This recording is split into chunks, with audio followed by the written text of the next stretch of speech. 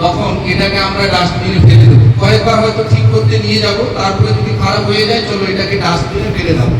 আর আমাদের গ্রামে গঞ্জে অনেকেই আসে এই পুরাতন জিনিসগুলো নিতে, তাদের কাছে আমরা বিক্রি করে দিই। তার মানে কি, এই মাইক যতদিন কাজ করবে ততদিন সে আজকে খুতবার মিম্বারের সামনে রয়েছে, ততদিন জালসার মহফিলে থাকবে। আর যখনই এই মাইক কাজ বন্ধ করে দেবে তখনই এর জায়গা হবে ডাস্টবিন, অথবা এটাকে আপনি বিক্রি করে দেবেন, এর কোনো মূল্য নেই, এর কোনো দাম নেই।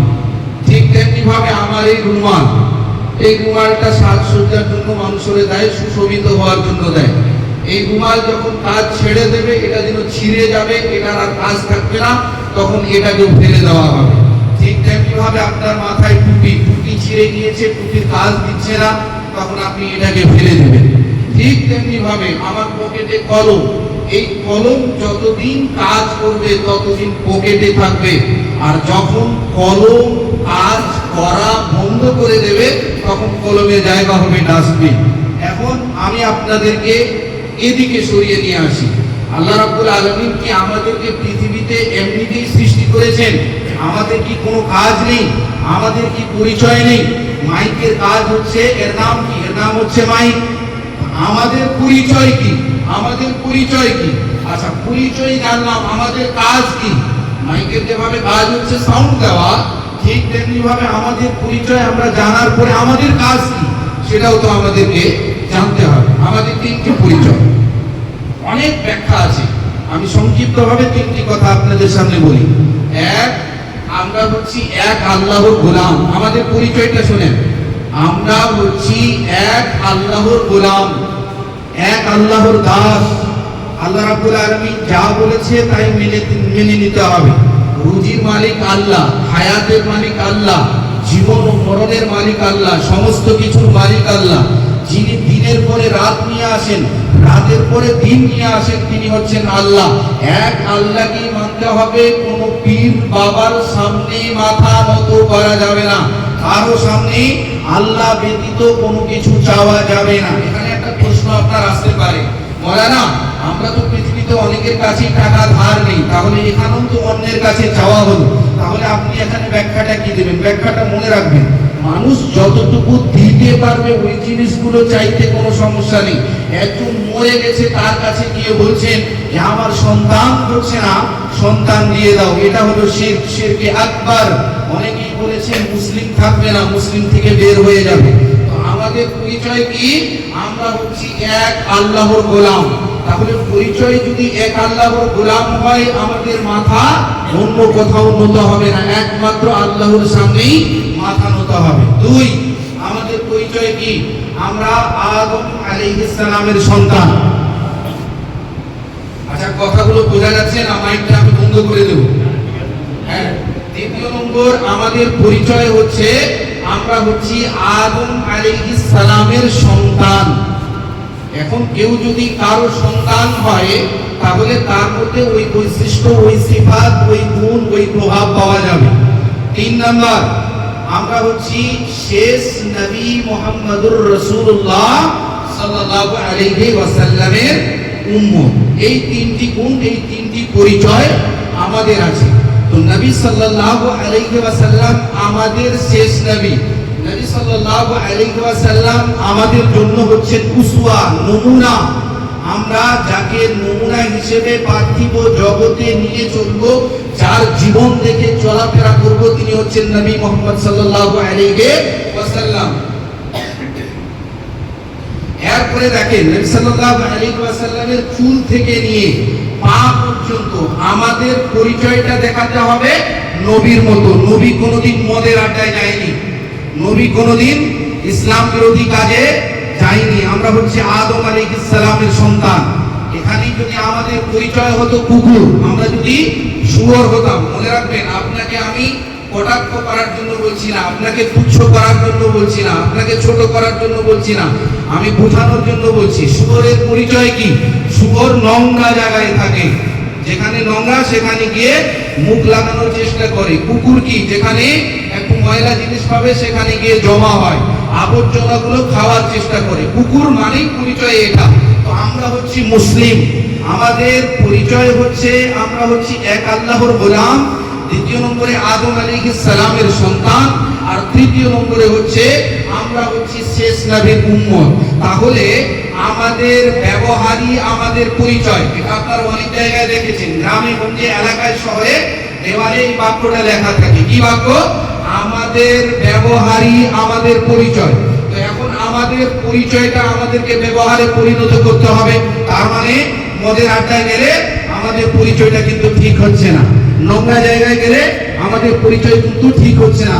কারো উপরে জুলুম করবেন, নবীজি কিন্তু এই জুলুম কারো উপরে করেননি। অত্যাচার করা যাবে না, কারণ আমাদের পরিচয় এটা। আমরা যতদিন পর্যন্ত আমাদের কাজ করব ততদিন পর্যন্ত আল্লাহর সহযোগিতা আসবে, আমাদের জন্য জান্নাতের পথ সহজ হবে। আর যতদিন পর্যন্ত আমরা আমাদের পরিচয়টাকে শেষ করে দিয়ে নোংরা জায়গায় চলে যাব, তখন আমাদের কাছে আল্লাহর পক্ষ থেকে মার আসবে। আর এই মার বিভিন্ন ভাবে আসতে পারে। কখনো বন্যাকে কেন্দ্র করে মার আসবে, কখনো আল্লাহর পক্ষ থেকে আযাব আসবে, কখনো জালিম রাজত্ব আপনার উপরে বসিয়ে দিয়ে বিভিন্ন ভাবে আতঙ্কিত করার চেষ্টা করবে। এজন্যই ভাইরা আমার, আমাদের যেটা পরিচয়, ওই পরিচয় অনুযায়ী জীবন যাপন করার চেষ্টা করুন। আল্লাহর পক্ষ থেকে সহযোগিতা আসবেই আসবে, এর মধ্যে কোনো রকমের সন্দেহ নেই। নাম্বার 2, এখানে একটা কথা বলি, মাইক খারাপ হয়ে গেছে, মাইকের কাজ কোথায়? মাইক চলে যাবে ডাস্টবিনে। তো আমি বললাম আমাদের কাজ হচ্ছে ভালো জায়গায় যাওয়া, মসজিদে যাওয়া, কোরআনুল কারীমের তিলাওয়াত করা, জিকির ও আজকার করা। যখন এই মুসলিম এই শরীরটা অন্য কাজে নিযুক্ত হয়ে যাবে, নোংরা কাজে চলে যাবে, মাইক যেভাবে ডাস্টবিনে চলে যায়, আখিরাতে ঠিক তেমনি ভাবে এই শরীরটাও জাহান্নামে চলে যাবে। এজন্যই ভাইরা আমার, যারা এখনো পর্যন্ত আল্লাহ রাব্বুল আলামিনের ব্যাপারে সন্দেহ করছেন, কি জানেন মরার পরে জীবিত করা হবে কি হবে না, এই সন্দেহের মধ্যে এখনো আছেন, তাহলে আমি আপনাকে কয়েকটি উদাহরণ দিই। আচ্ছা বলুন তো, ব্যথা কি দেখা যায়? আমার মাথায় যন্ত্রণা হচ্ছে, কেউ কি বলে দিতে পারবে আমি দেখতে পাচ্ছি ব্যথাটা? না, অনুভব করা যায়। অনুভবের মাধ্যমে আমরা ব্যথাটা বলে দিই, অমুক জায়গায় আমার ব্যথা হচ্ছে। ঠিক তেমনি ভাবে বাতাস, এই বাতাসের কারণে অনেক ঘর বাড়ি উড়ে চলে যায়, ঝড় তুফানে চলে যায়। আমরা বাতাস দেখতে পাই না, অনুভব করতে পারি। গাছ গাছালি নড়াচড়া করছে, পাতাগুলো হেলেডোলা নড়াচড়া করছে, আমরা বুঝতে পারছি কি যে হাওয়া বইতেছে। ঠিক তেমনি ভাবে মায়ের প্রতি ছেলের মহব্বত, ছেলের মহব্বত মায়ের প্রতি, ঠিক তেমনি ভাবে বাবার মহব্বত ছেলের সঙ্গে। মহব্বত কি দেখা যায়? মহব্বত দেখা যায় না, কিন্তু তারপরেও আমরা জানি তাদের ব্যবহারে মা আমাকে মায়া করেন, মমতা দেখান, মহব্বত করেন, এটাই হচ্ছে মহব্বত। আলাদা করে মহব্বত দেখানোর জিনিস নেই। ঠিক তেমনি ভাবে আমার বাবা মা যে রাতে সহবাস করেছিল, এটা কি আমি দেখেছিলাম? আমি দেখিনি, কিন্তু তারপরেও আমি বলি যে ইনি হচ্ছেন আমার বাবা। তাহলে এগুলোর ব্যাপারে আপনাদের কোনো রকমের সন্দেহ নেই যে এটা সত্যিকারই। যেমন বিদ্যুৎ চলছে, বিদ্যুৎ যখনই পাখা নড়াচড়া করতে লাগলো আর এখানে একটা লাল বাল্ব জ্বলতে লাগলো, আমরা সঙ্গে সঙ্গে বুঝে নিলাম যে লাইন চলে আসে। লাইন কি দেখা যায়? লাইন দেখা যায় না। তার মানে কি, না দেখেও সন্দেহের কোনো রকমের সন্দেহ ছাড়াই আপনি বিশ্বাস করেন যে সত্যিকারই লাইন এসেছে এবং পাখা ঘুরতেছে। ঠিক তেমনি ভাবে ভাইরা আমার, আমরা আল্লাহকে দেখতে পাইনি, কিন্তু আল্লাহ আছেন, এর মধ্যে কোনো রকমের সন্দেহ নেই। কারণ এই আকাশটা এমনিতেই বিনা পিলার ছাড়াই এই আকাশ থাকতে পারে। ঠিক তেমনি ভাবে পাহাড়, পর্বত, নদী, নালা, দিনের পরে রাত হওয়া, রাতের পরে দিন আসা, এগুলো সমস্ত কিছু হচ্ছে আল্লাহর নিয়ামত। ومن آياته الليل والنهار والشمس والقمر لا تسجدوا للشمس ولا للقمر واسجدوا لله الذي خلقهن إن كنتم إياه تعبدون। আল্লাহ রাব্বুল আলামিন বলেন আল্লাহর অনেকগুলো নিয়ামত আছে, নিদর্শন রয়েছে। ওই সমস্ত নিদর্শনগুলোর মধ্যে একটা হচ্ছে রাত, একটা হচ্ছে দিন, পাহাড়, পর্বত, নদী, নালা। এগুলো কিছু দেখার পরেও কি তোমার মনে হয় না যে আল্লাহ আছেন, আল্লাহ আমার হিসাব নেবেন? তাহলে হিসাব যদি নেয়, তাহলে আখিরাতের জন্য আমাদেরকে প্রস্তুতি নিতে হবে। ভাইরা আমার, অনেক কিছু বলার আছে, কোথা থেকে শুরু করি আর কোথায় শেষ করি। আমার যেটা মনে হয়েছে বেতাহার গ্রামের প্রয়োজন, ওই পয়েন্টগুলোকে আমি নিয়ে আসার চেষ্টা করছি, যাতে করে আপনারা আল্লাহর দিকে ফিরে আসেন। হ্যাঁ, আমি জানি অনেক গুনাহে লিপ্ত আছেন, কিন্তু মনে রাখবেন আপনার গুনাহের থেকে আল্লাহর দয়া অনেক বেশি, আপনার পাপের থেকে আল্লাহর রহমত অনেক বেশি। আপনার যে সমস্ত জুলুম অত্যাচার হয়েছে এর থেকেও দয়া আমার আল্লাহ রাব্বুল আলামিনের বেশি। কেন? কারণ ওই ঘটনা আপনারা শুনেছেন কি, যে এক ব্যক্তি 99টা লোককে হত্যা করেছে। হত্যা করার পরে সে এখন আল্লাহর দিকে ফিরে আসতে চায়, তওবা করতে চায়। তারপরে চলে গেলেন এক আলেমের কাছে, উনি বললেন না, তোমার ক্ষমা হবে না। তারপরে ওই ব্যক্তি আবার একজনকে হত্যা করে দিলেন, 100 জন পরিপূর্ণ হয়ে গেল। তারপরেও আল্লাহর ভয়, আমি কি করলাম, 100টা লোককে হত্যা করেছি, আমার অবস্থা কি হবে, আমার পরিস্থিতি কি হবে। শেষ পর্যন্ত আরেকজনের কাছে যেতে লাগলেন। ভাইরা আমার, রাস্তার মধ্যেই ওই ব্যক্তির মৃত্যু হয়ে যাচ্ছে, সহিহ হাদিস। আল্লাহ রাব্বুল আলামিন কি করলেন, যেখানে যাচ্ছিলেন ওই জায়গাটাকে আঁটো করে দিলেন, আঁটো সাঁটো করে দিলেন, এবং ফেরেশতাদেরকে বললেন যে জায়গা থেকে আসছিল ওই জায়গাটা নেপে নাও, এবং যে জায়গায় যাচ্ছিল ওই জায়গাটা নেপে রাখো। যে জায়গাটা ছোট হয়ে যাবে ওখানে তুমি নিয়ে যাবে।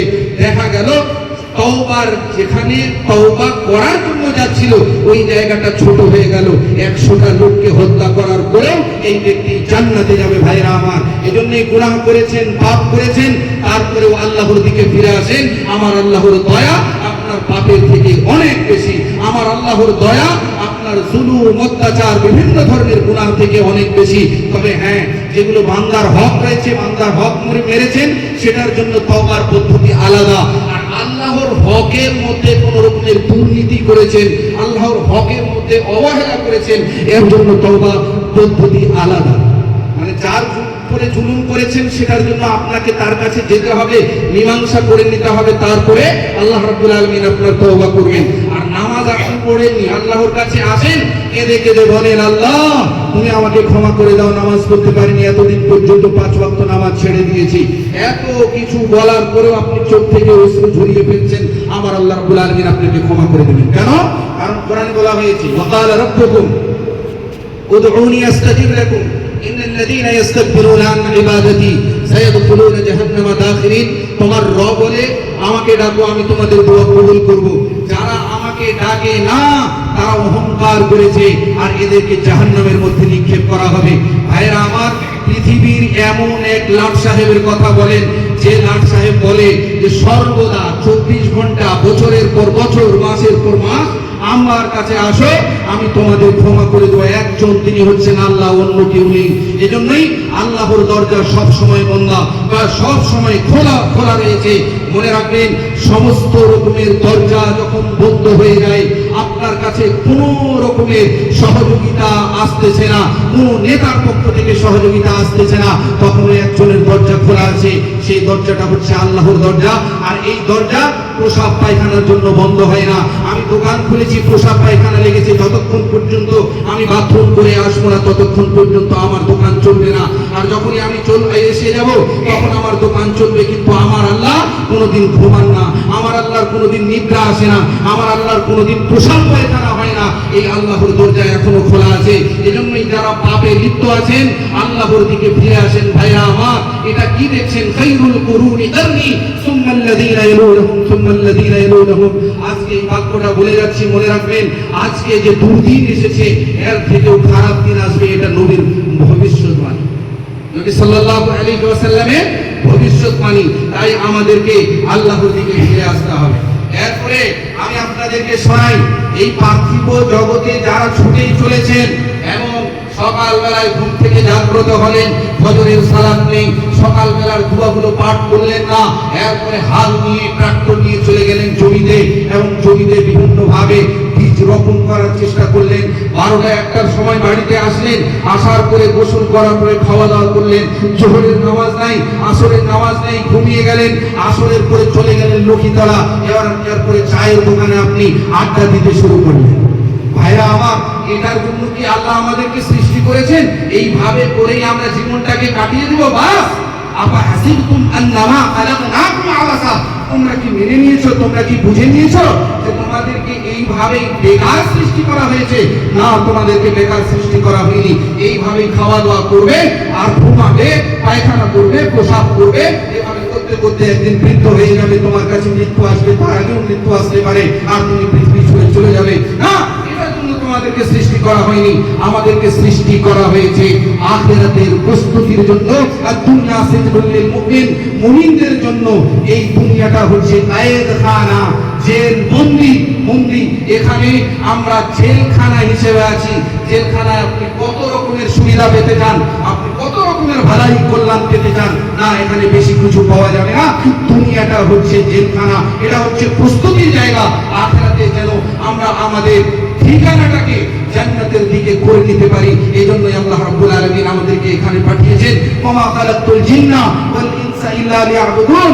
আমি মানুষ এবং জিনকে এজন্যই সৃষ্টি করেছি যাতে করে তারা আমার ইবাদত করবে। ভাইরা আমার, এইভাবে দিন কাটিয়ে দেওয়া এটা ঠিক নয়। এখন একটা প্রশ্নের উত্তর দিয়ে দেই যে মাওলানা আপনি বললেন আখিরাতের দিকে ফিরে আসবো, তাহলে ব্যবসা করব না, দোকান চালাবো না, আমরা আর অন্যান্য কাজ করব না। ভাইরা আমার, আমাদের আসল টার্গেট হওয়া উচিত আখিরাত, আসল টার্গেট হওয়া উচিত পরকাল। বাকি বাস্তব জীবনে চলতে গেলে আমাদের টাকা পয়সা লাগবে, বাল বাচ্চা লাগবে, পানি লাগবে, জমি জায়গা লাগবে, তিজারত ব্যবসা বাণিজ্য করতে হবে। এগুলো থাক, ঠিক আছে, কিন্তু আসল টার্গেট আপনার আখিরাত হওয়া উচিত, পরকাল হওয়া উচিত। নামাজের টাইম হয়ে গেছে, না আর কফিতলার চায়ের দোকানে আড্ডা দেওয়া যাবে না। আমার আল্লাহর ডাক এসেছে, হাইয়া আলাস সালাহ, এসো নামাজের দিকে, হাইয়া আলাল ফালাহ, এসো কল্যাণের দিকে। যখনই এই ডাক এসেছে, আমি চায়ের দোকানকে লাভ করে দিয়ে চায়ের দোকান থেকে উঠে গিয়ে আমি এক আল্লাহর কাছে মাথা নত করলাম। ভাইরা আমার, এটার জন্য আমরা পৃথিবীতে এসেছি, নচেত এই পার্থিব জগতে ছুটে ছুটে চলে বেড়াচ্ছেন। ভাইরা আমার, এই দুনিয়াটাই আপনাকে ধোঁকা দেবে। সূরাতুল হাদীদ আয়াত নম্বর 20, আল্লাহ রাব্বুল আলামিন কি বলছেন? ই'লামু আন্নামাল হায়াতুদ দুনিয়া লাইবুন ওয়া লাহুম ওয়া যীনাতুন ওয়া তাফাখুরুন বাইনাকুম। কয়েকটি উদাহরণ দেওয়া হয়েছে, আমি কয়েকটি এখান থেকে পেশ করছি। এই দুনিয়াটাকে বলা হয়েছে খেল তামাশা। খেল তামাশা মানে কি? বলে লড়াঘাটে এবার খেলা হচ্ছে, আমরা খেলা দেখতে গেছি, 45 করে 90 মিনিটই তো খেলা হয়, এর থেকে বেশি তো আর হয় না। এমন একটা খেলা বলেন যে খেলাটা পরিপূর্ণ বছর চলে, একবারের জন্য বন্ধ হয় না। আল্লাহ রাব্বুল আলামিন বলছেন দুনিয়াটা হচ্ছে খেল তামাশা, ভোগ সামগ্রী, প্রতারণার একটা জায়গা, সেটা হচ্ছে দুনিয়া। এই দুনিয়ার দিকে যত যাবে, দুনিয়া তোমাকে তত ধোঁকা দেবে। অনেকে উদাহরণ পেশ করেছেন, কি পেশ করেছেন? যে আপনাকে পিপাসা লেগেছে, পানিতে একটু লবণ দিয়ে দেন, লবণ ভুলে দেওয়ার পরে ওই পানিটা পান করেন, পিপাসা আপনার কমবে না বাড়বে? আপনার পিপাসা বাড়বে, কমবে না, কারণ লবণ দেওয়া হয়েছে। ঠিক তেমনি ভাবে পার্থিব জগতের পিছনে যারা পরিপূর্ণভাবে ছুটে চলেছে, আর আখিরাত যেটাকে টার্গেট করা উচিত ছিল, আসল হিসেবে রাখা উচিত ছিল, এটাকে না করে যারা পার্থিব জগতের দিকে চলে যায়, তারা পার্থিব জগতের দিকেই চলতে থাকে, আল্লাহকে একেবারে ভুলে যায়, নামাজ রোজা ভুলে যায়, সিয়াম হজ যাকাত এগুলো ভুলে যায়। যার কারণে ভাইরা আমার, আজ আমাদের প্রতি মার এসেছে। অনেক কিছু আছে, আরেকটি হাদিস আমি আপনাদের সামনে তুলে ধরি, যারা এই পার্থিব জগতের দিকে ছুটে বেড়াচ্ছে। আমার ভাইরা, আমার বন্ধুরা, বিশ্বনবী মুহাম্মদ রাসূলুল্লাহ সাল্লাল্লাহু আলাইহি ওয়াসাল্লাম একটি উদাহরণ পেশ করছেন কিয়ামতের দিবসে। ওই ব্যক্তি, যে ব্যক্তি পৃথিবীতে অনেক টাকা পয়সা ছিল, ধন সম্পদশালী ছিল, সচ্ছল ছিল, কোন রকমের অভাব ছিল না, এই ব্যক্তিকে আল্লাহ তাবারক ওয়া তাআলা কিয়ামতের দিবসে ডাকবেন। ডাকার পরে কিছুক্ষণের জন্য আল্লাহ তাবারক ওয়া তাআলা এই ব্যক্তিকে জাহান্নামের মধ্যে নিক্ষেপ করবেন। নিক্ষেপ করার পরে নিয়ে আসা হবে এই ব্যক্তিকে। এরপরে বলা হবে, হাল রাইতা খায়রান কাত্তু, হাল মাররা বিকা নাঈমুন কাত্তু। তুমি কি পৃথিবীতে কোন রকমের সচ্ছল জীবন যাপন করতে পেরেছিলে? তোমার কি আরাম আয়েশের জীবন পৃথিবীতে ছিল? তখন সে বলবে, কিছুক্ষণের জন্য, 1 সেকেন্ড 2 সেকেন্ডের জন্য এই ব্যক্তিকে জাহান্নামে নিক্ষেপ করার জন্য পৃথিবীর সমস্ত আয়েশ ও ইসরাতকে, আরামকে সে ভুলে যাবে। কারণ জাহান্নামের ভয়াবহতা এত বেশি হবে, এত ভয়াবহ হবে, এত ভয়াবহ হবে যে পৃথিবীতে এত কিছু থাকার পরেও সে এই পৃথিবীর সচ্ছলতাটাকে, আরামটাকে ভুলে যাবে। আমার ভাইরা, আমার বন্ধুরা, ঠিক তেমনি ভাবে আরেক ব্যক্তি, যে ব্যক্তি অভাবী ছিল, যার বাড়িতে একবার খাওয়া দাওয়ার পরে রাতে কি খাবে চিন্তায় চিন্তিত ছিল, আর যখন ঝড় তুফান আসতো কি যেন মনে হয় যে এখনই আমার ঘরবাড়ি উড়িয়ে নিয়ে চলে যাওয়া হবে, আমার কিনগুলো মনে হচ্ছে উড়ে চলে যাবে।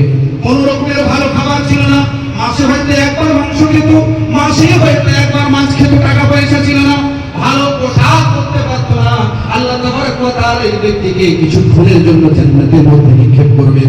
নিক্ষেপ করার পরে এরপরে ফেরেশতাদেরকে বলা হবে, ও ফেরেশতারা, এই ব্যক্তিকে তোমরা জান্নাত থেকে উঠিয়ে নিয়ে আসো। জান্নাত থেকে উঠিয়ে নিয়ে আসার পরে জিজ্ঞাসা করা হবে, হে ভাই, এই পৃথিবীতে যে তুমি বিভিন্ন ধরনের কষ্ট করেছিলে, জুলুম অত্যাচার সহ্য করেছিলে, পৃথিবীতে একবার খেতে, দ্বিতীয়বার তুমি চিন্তা করতে, আজ তোমাকে কেমন লাগছে একটু বলে দাও।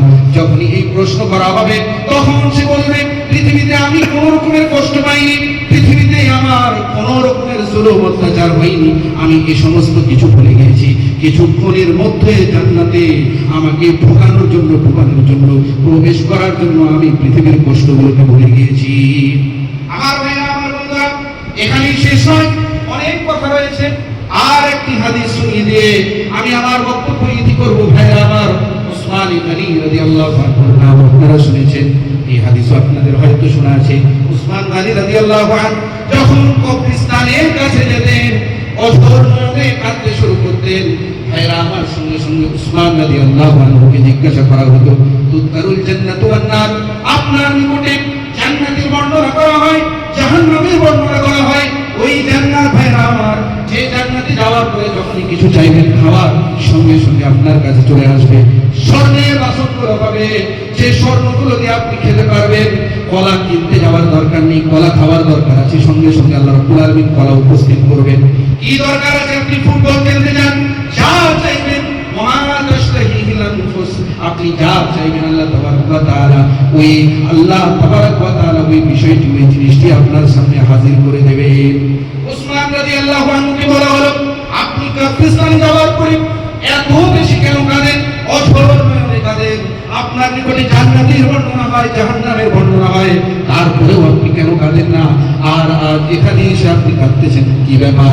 উসমান রাদিয়াল্লাহু আনহু যে বাক্যটা বলেছিলেন, এই বাক্যটা যদি স্বর্ণের অক্ষরে লিখে দেওয়া হয়, স্বর্ণের অক্ষরে লিখে দেওয়ার পরেও ভাইরা আমার এটা কম হয়ে যাবে। এত দামি কথা, এত দামি কথা। কি বলেছিলেন? দামি কথা বলেছিলেন, আউয়ালু মানজিলিন মিন মানাজিলিল আখিরাহ, আখিরাতের যে ধাপগুলি রয়েছে, ওই সমস্ত ধাপগুলির মধ্যে থেকে প্রথম ধাপ হচ্ছে আখিরাত।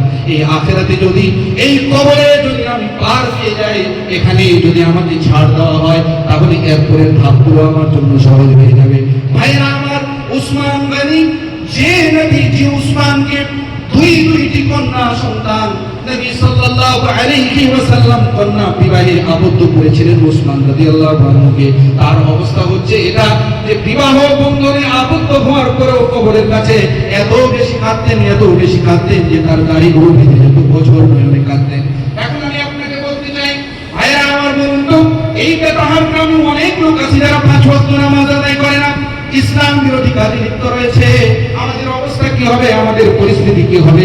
আল্লাহ তাবারক ওয়া তাআলা যদি আমাদেরকে জিজ্ঞাসা করে দেওয়া হয়, জওয়ানি দিয়েছিলাম, যুবক দিয়েছিলাম, এই যৌবনের সময়টাকে তুমি কোথায় কাটিয়েছিলেন, আমরা যদি উত্তর না দিতে পারি, তাহলে আমাদের ঠিকানা জাহান্নাম হয়ে যাবে। ভাইরা আমার, শেষ কথা বলে দিয়ে আমি আমার বক্তব্য ইতি করছি। আমি একটু আমার শরীরের দিকে তাকাই, আশফাকুর রহমানের দিকে তাকান, এই যে দাঁড়িয়ে আছে, মোচ আছে, এই মোচও নিজের কাজ করে চলে যাচ্ছে। মোচকে একদিন কেটে দিলে আবার এই মোচ বেড়ে যায়, দাড়িকে হালকা এদিক ওদিক করে দিলে এই দাড়ি বেড়ে যায়। তার মানে কি, শরীরের অঙ্গ প্রত্যঙ্গ গুলো নিজের কাজ চালিয়ে যাচ্ছে। আর এই আত্মাটাই, এই আত্মা, এই মন, অন্তর আমরা ইসলামের দিকে নিয়ে আসতে পারছি না। তার মানে কি, যে একটা শরীর নিজ কাজ হয়ে চলে যাচ্ছে, নখগুলো কাটছে আবার বড় হয়ে যাচ্ছে, তার মানে কি, নখ কাজ করছে, মুখ কাটছে আবার মুখ বেড়ে যাচ্ছে, দাড়ি কাটছে দাড়ি আবার বেড়ে যাচ্ছে, তার মানে কি, ও নিজের কাজ চালিয়ে যাচ্ছে, ও নিজের কাজ বন্ধ করেনি, শুধু কাজটা বন্ধ করেছে কি আত্মা। মন বলছে না নামাজে যেতে হবে না, মসজিদে যেতে হবে না। এইভাবে করে আমরা দুনিয়ার লোভে পড়ে রয়েছি, আল্লাহর দিকে আসছি না।